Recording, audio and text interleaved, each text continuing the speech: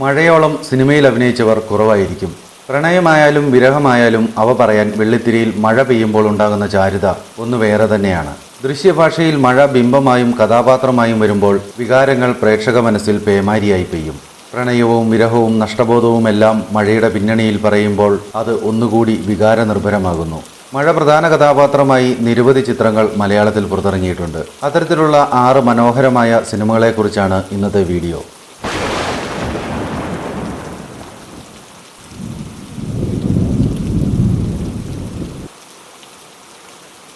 എനിക്ക് ഓർമ്മയുണ്ട്, ആദ്യം ഞാൻ അവൾക്ക് കത്തെഴുതുമ്പോൾ മഴ പെയ്തിരുന്നു. ആദ്യം ഞങ്ങൾ മീറ്റ് ചെയ്യുമ്പോഴും മഴ പെയ്തു. പത്മരാജൻ സംവിധാനം ചെയ്ത തൂവാനത്തുമ്പികളിൽ നായകൻ, നായിക എന്നിവരോളം തന്നെ പ്രാധാന്യമുള്ളതാണ് മഴ എന്ന കഥാപാത്രവും. ജയകൃഷ്ണന്റെയും ക്ലാരയുടെയും പ്രണയത്തിനും നഷ്ടപ്രണയത്തിനും അവസാനം സാക്ഷിയാകുന്നതും മഴയായിരുന്നു. മലയാള സിനിമാ ചരിത്രത്തിലെ ഏറ്റവും മികച്ച റൊമാൻറ്റിക് സിനിമകളിലൊന്നാണ് തൂവാനത്തുമ്പികൾ. പ്രണയത്തിൻ്റെയും കാമത്തിൻ്റെയും ഏറ്റവും തീവ്രമായ മാനുഷിക വികാരങ്ങളാണ് ചിത്രം കൈകാര്യം ചെയ്യുന്നത്. റിലീസ് ചെയ്തപ്പോൾ പരാജയപ്പെട്ടെങ്കിലും വർഷങ്ങൾക്ക് ശേഷം സിനിമ ഒരു കൾട്ട് ക്ലാസിക്കായി മാറി.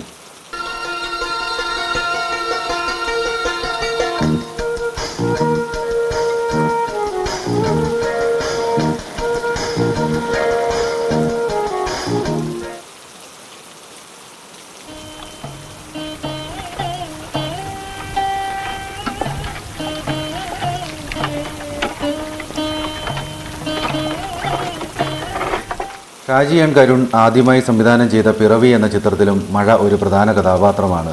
ചിത്രത്തിൽ മകനെ അന്വേഷിച്ചുള്ള ഒരച്ഛൻ്റെ യാത്രയിൽ ആ അച്ഛന് സ്വാന്തനമായി ഒപ്പമുള്ളത് എപ്പോഴും മഴയാണ്. ആ വർഷത്തെ ഏറ്റവും മികച്ച ചിത്രത്തിനും സംവിധായകനുമുള്ള ദേശീയ പുരസ്കാരം, മികച്ച രണ്ടാമത്തെ ചിത്രത്തിനുള്ള സംസ്ഥാന അവാർഡ് തുടങ്ങി നിരവധി ദേശീയ അന്തർദേശീയ പുരസ്കാരങ്ങളും നേടിയ ചിത്രമാണ് പിറവി. കാത്തിരിക്കണ്ടേ? പിന്നെ ഞാൻ എന്തിനാ അവന്റെ അച്ഛനായേ? ദേവകി എന്തിനാ അവന്റെ അമ്മയായേ? നീ എന്തിനാ അവന്റെ ഓപ്പളായേ?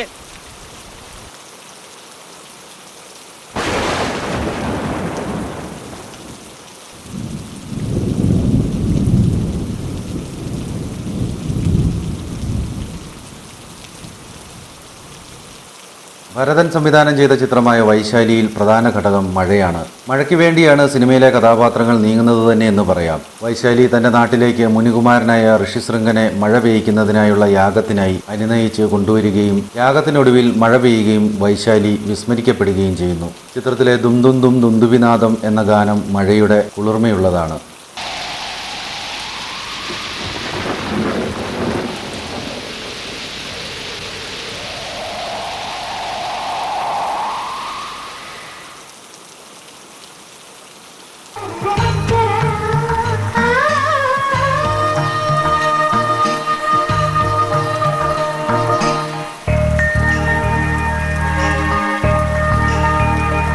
മാധവിക്കുട്ടിയുടെ നഷ്ടപ്പെട്ട നീലാംബരി എന്ന കഥയെ ആസ്പദമാക്കി ലെനിൻ രാജേന്ദ്രൻ സംവിധാനം ചെയ്ത ചിത്രത്തിൻ്റെ പേര് തന്നെ മഴ എന്നാണ്.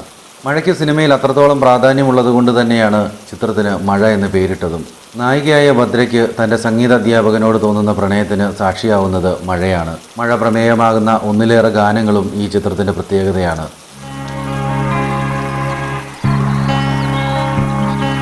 പെയ്തൊഴിയാൻ വിങ്ങുന്ന മഴ, ഏത് രാഗമാണ് അതിനൊരു കൊടുങ്കാറ്റാവുക?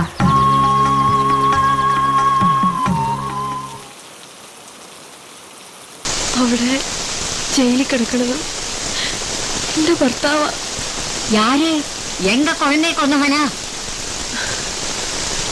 സംവിധായകൻ കമൽ കുറച്ചുകൂടി തീവ്രമായ മഴഭാവമാണ് പെരുമഴക്കാലം എന്ന ചിത്രത്തിലൂടെ പറഞ്ഞത്. ഇതിൽ ദുഃഖമായും സന്തോഷമായും മഴ പെയ്യുന്നു. ഒരു കൈപ്പിഴവിൻ്റെ പേരിൽ 2 കുടുംബങ്ങൾ അനുഭവിക്കേണ്ടി വരുന്ന ദുരിതത്തെ തോരാത്ത മഴയിലൂടെയാണ് കമൽ ഈ സിനിമയിൽ അവതരിപ്പിക്കുന്നത്. വിരഹം, സങ്കടം തുടങ്ങിയ അനുഭവത്തിലൂടെ കടന്നുപോകുന്ന കഥാനായികയോടൊപ്പം പ്രകൃതിയും അതേ രീതിയിൽ ഒരു ഭാവത്തിൽ നീങ്ങുന്നു.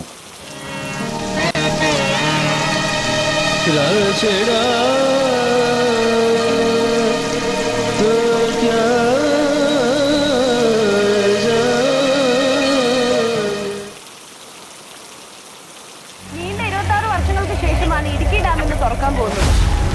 ഇടുക്കി ഡാമിന്റെ ആദ്യ ഷട്ടർ ഏതാനും നിമിഷങ്ങൾക്കകം തുറക്കുമെന്ന് നമുക്ക് പ്രതീക്ഷിക്കാം.